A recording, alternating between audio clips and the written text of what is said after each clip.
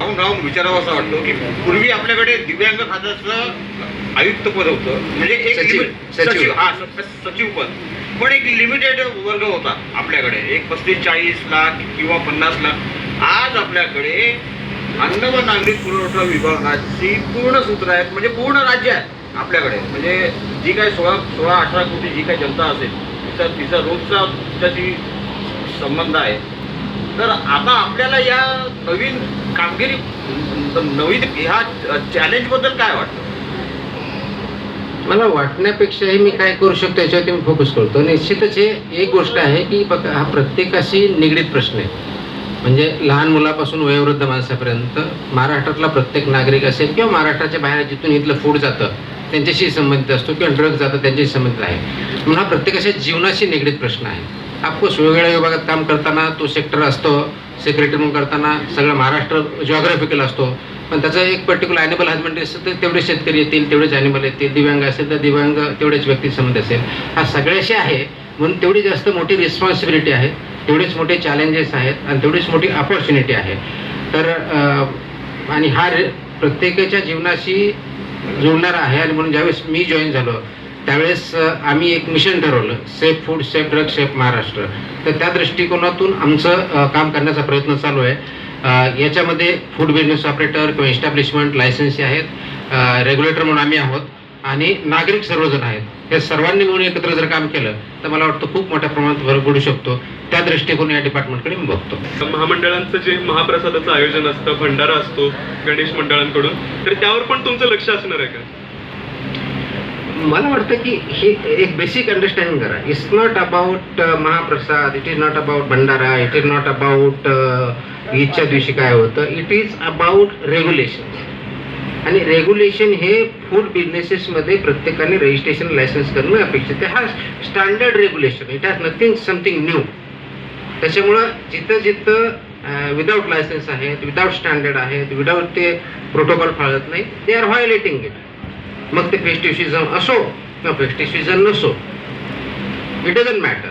प्रत्येक food business ऑपरेटरनी licence घेतलं पाहिजे, रजिस्टर्ड पाहिजे, ते स्टँडर्डनुसार ते प्रोड्यूस केलं पाहिजे. हे सिम्पल आहे.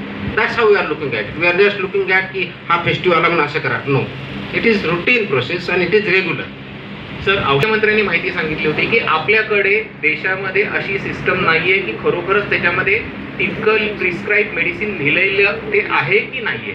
तर याच्याबद्दल तुमचं नेमकं म्हणणं आहे, अशी सिस्टीम आहे का? आणि आपण आय विल नॉट कमेंट कोणी काय बोललं याच्यावरती, कोणाच्या ओपिनियनवरती मी कमेंट नाही देऊ शकत. But as far as basic question goes, याच्यामध्ये आपलं असं म्हणणं आहे की जे प्रिंट केलेलं असते असतं की नसतं. तर म्हणजे आपला जर डाऊट असेल तर तो चेक होतो, चेक करावा लागतो. There is a test for that.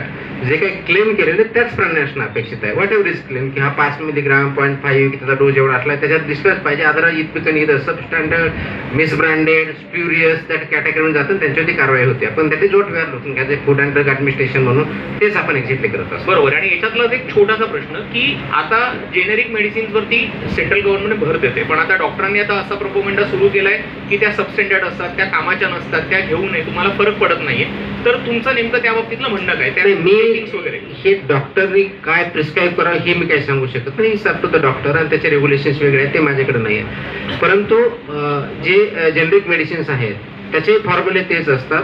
त्याच्यामध्ये एफिकेसीमध्ये फरक नसतो. फक्त प्रोसिजर पेटंट राईट गेल्यानंतर त्याला मल्टिपल प्रोटेक्शन करण्याचे जे अधिकार असतात त्याप्रमाणे केलेले असतात.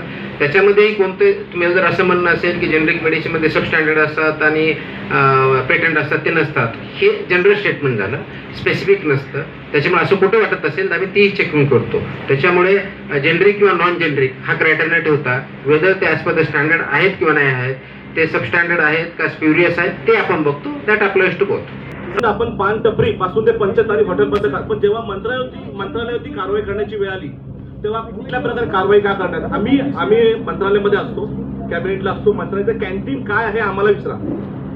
आपले अधिकारी आले, आम्ही तेव्हा होतो, तेव्हा आम्ही बातमी पण केली. फ्रीज उघडला, फ्रीजमध्ये किती घाण होते हायकोर्टाने सुद्धा सांगितलं. मात्र जेव्हा मंत्रालयाची कारवाई करण्यात, मंत्रालयाची कॅन्टीन आहे त्याच्यावर कारवाई का कारवाई नाही केली? आणि माझा दुसरा एक प्रश्न आहे, मुंबई जे अंगणवाडी आहे, अंगणवाडीमध्ये जो काही खाऊ दिला जातो लहान मुलांसाठी, तो पोषण आहार बोलला, तो इतका घाण असतो. त्याच्यामध्ये आळ्या आहे, उंदराच्या लेंड्या असतात. एखादा जनावर आहे ना, प्राणी खाऊ शकत नाही, तो इतका घाण असतो. त्याच्यावरती अजून प्रशासनाचं काय लक्ष गेलं नाही, काय बोला त्या संदर्भात? दोन्ही गोष्टीमध्ये आपण मंत्रालयाची कॅन्टीन सुद्धा माझ्या काळामध्ये इन्स्पेक्ट केली. त्याच्या अगोदर आपलं एक मिनिट थांबा. त्याच्या अगोदर आपण MLA हॉस्टेल पण तपासलं होतं. मी याच्या अगोदरही तपासलेलं होतं, मी आल्यानंतरही तपासलं. त्याच्यामध्ये ज्या ज्या ठिकाणी ते करेक्शन्स आहेत त्याचे इम्प्रूव्हमेंट होती किंवा जिथं सस्पेन्शन करायचे ते पण सस्पेन्शन आपण केलेत. ज्यावेळेस हायकोर्टाने हे विचारलं होतं की बाकी कारवाई करतात, त्या मोमेंटला आम्ही डेटा दिला होता की 115पेक्षा जास्त ठिकाणी गव्हर्नमेंट सेमी गव्हर्नमेंटची आपण तपासणी केली. त्याच्यातले 20-25 लायसेन्स सुद्धा सस्पेंड केलेले होते. सो इट इज नॉट एक की गव्हर्नमेंट प्रायव्हेट आमच्या दृष्टीने ते नाही. आमच्या दृष्टीने FBO येतो. FBO मध्ये अशी कोणतीही कॅटेगरी नाही, गव्हर्नमेंट FBO आणि प्रायव्हेट FBO अशी काही कॅटेगरी नाही. ते FBO होते, फूड बिझनेस ऑपरेटर्स. हा पहिला प्रश्न. दुसरा प्रश्न जो आपण विचारला की अंगणवाडी, याच्यामध्ये जे मंथली सॅम्पल केले जातात, इन्स्पेक्शन घेतले जातात, त्याच्यामध्ये मी आता मिड डे मील, अंगणवाडी, त्यांचे सेंट्रल किचन्स हे इन्क्लूड केलेले आहेत. त्याच्या काही तपासण्या पण झाल्यात. मुंबईतच गेल्या आठवड्यात जवळ 8 ते 10 सेंट्रल किचन ज्याच्या मार्फत अंगणवाडीला किंवा जे शाळेला जे मिड डे मील हे पोहोचवलं जातं ते पण आम्ही तपासले. त्याचे पण आम्ही सॅम्पल घेतले. त्याच्यातलं एक लायसन्स पण सस्पेंड केलेलं आहे आणि ह्याच्या ऑर्डर मी सगळ्या अक्रॉस महाराष्ट्रात दिलेलं आहे. ते काम चालू आहे. आणि म्हणून त्याचाच पार्ट म्हणून आपण जर बघितलं असेल तर बॅलन्स डाएट इन स्कूल ही जी ऑर्डर काढली गेली त्याचा पहिला पार्ट आहे. दुसरा पार्ट इन्स्पेक्शनचे हे कंटिन्युअस राहणार आहे. वर्षातून कमीत दर महिन्याला मिनिमम सॅम्पल आम्ही घेणार आहोत आणि इन्स्पेक्शन होणार आहेत. आणि मिनिमम 2 वेळेस इन्स्पेक्शन हे स्कूल किंवा अंगणवाडीचे होणार आहेत.